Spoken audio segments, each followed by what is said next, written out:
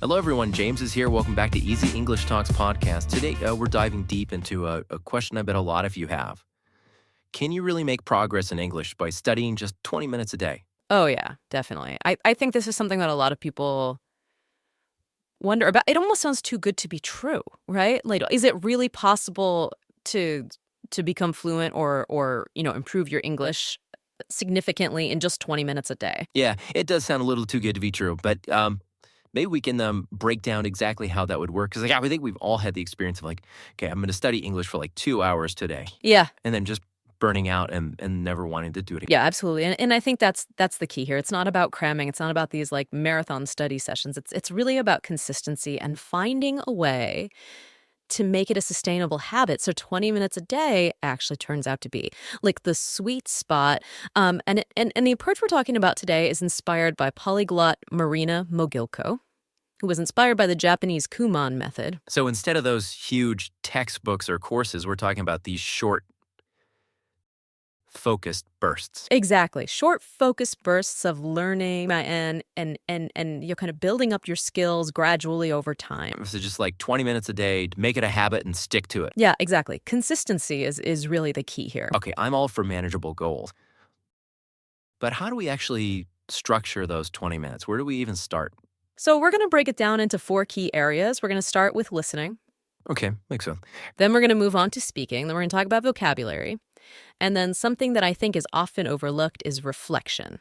So we'll touch on that as well. Okay, sounds good. So let's start with listening. Yeah, so let's allocate about 5 minutes to listening practice every day. 5 minutes, okay. Now you might be thinking 5 minutes, what difference can that make? Yeah, I was thinking the same thing, 5 minutes. What can you really get out of that? Well, it turns out that those 5 minutes, if done consistently, can have a significant impact. And the reason for that is that when you're listening to English, even if it's just for a short period of time, you're exposing yourself to the sounds of the language. You're getting used to different accents. You're kind of training your ear to understand the rhythm and the intonation of English. Okay, so it's not even just about necessarily understanding every single word. It's about just being exposed to the sounds. Exactly. It's about getting comfortable with the sounds and the way that English is spoken naturally. Okay, so what are some things that people can listen to? Well, there are a ton of resources available. Obviously, podcasts are a great option. Yeah, sure. Audiobooks. Audiobooks are another great option. But there are also a lot of websites that are specifically designed for English language learners. Okay, yeah, that makes sense. So, for example, a website like ello.org, ELLO.org. Illo.org. They have a huge collection of authentic listening samples from speakers all over the world. Okay, so I can get different accents and things like that. Yeah, exactly. And the great thing about Ello is that they also provide transcripts and interactive exercises. So you can really break down the pronunciation and compare your own speech to that of native speakers. Okay, so it's much more helpful than just passively listening to something. I could actually go in and break it down and practice myself. Exactly. It's about active listening. Okay, so that's 5 minutes of listening. So let's move on to speaking. Yeah. So we're going to allocate another 5 minutes to speaking practice. And I have a feeling that this is where a lot of learners feel a bit intimidated. Absolutely. It's completely understandable. Speaking can be scary, especially when you're not confident in your abilities. Right. But you have to do it. You have to do it. There's no way around it. And the more you practice, the more comfortable you become. Yeah, the more you do it, the easier it gets. Exactly. And there are a lot of tools out there that can make it a little bit easier. So, for example, have you ever heard of AI-powered platforms like Speak and Improve? Yeah, I've heard of that. In fact, I never used it, but I've heard of it. Yeah, it's a really cool tool. You can actually hold conversations with an AI bot. Yeah. And get feedback on your pronunciation. Oh, wow. That's really cool, especially if you don't have someone else to practice with. Exactly. It's a great way to practice if you don't have a regular language partner.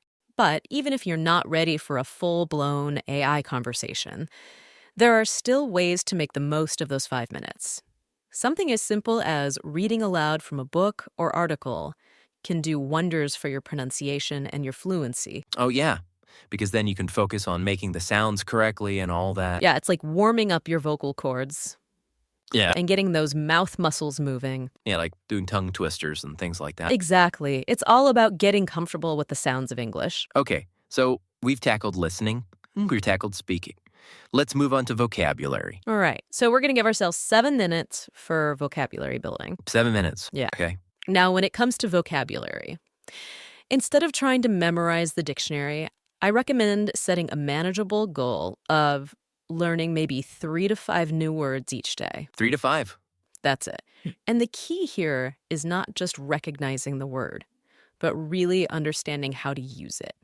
Okay, so make some examples. Use it in sentences. Yeah, write it down. Create your own sentences. Say it out loud. Make it an active process. Okay, so make it a part of your life, not just something that you see and then forget. Exactly. You want to really internalize those new words. Now, I know a lot of people, myself included, struggle with pronunciation of new words.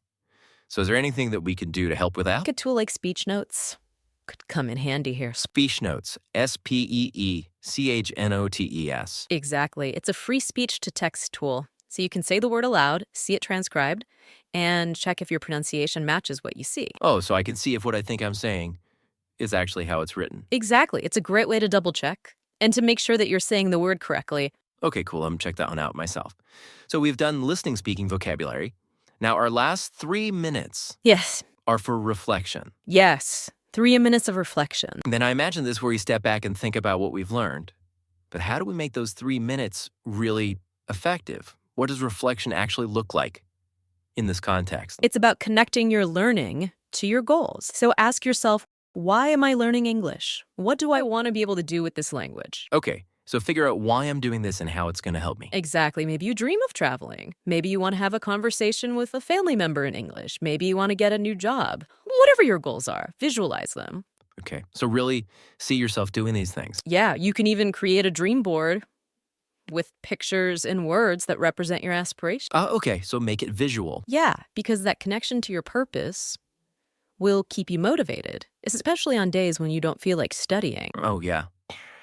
When you don't want to do those 20 minutes. Exactly. It's a reminder of why you're doing this and what you're working towards. Okay, so to recap, our 20-minute power routine, we're doing 5 minutes of diverse listening practice. Yes. 5 minutes of getting comfortable with speaking.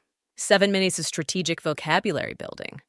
And 3 minutes of reflection to keep our motivations soaring. Wow, that's a lot to fit into 20 minutes. Oh. I think it makes sense. I think it's doable. It's doable. And it's effective. I'm curious to try this out myself. Do you have any tips for staying consistent, especially when life gets busy? I think the key is to make it a habit, just like brushing your teeth or taking a shower. Choose a specific time each day and stick to it. Okay, so make a routine. Make a routine. Treat it as an appointment with yourself, an investment in your future. Okay, I like that, an investment in your future. Yeah, because it really is. Because if you're learning English, that's going to open up so many doors for you. Absolutely. It's a valuable skill. Awesome. Well, thank you so much for all this information. I think this is going to be really helpful to our listeners. I hope so. I think it's a really effective approach. And if our listeners want even more structured guidance, they can always explore the workbooks and study materials from the polyglot who inspired this method. Yes, definitely. There are a lot of great resources available. Awesome. Don't forget to subscribe and share the video with your friends. Bye, and see you next time. Bye-bye. Bye-bye.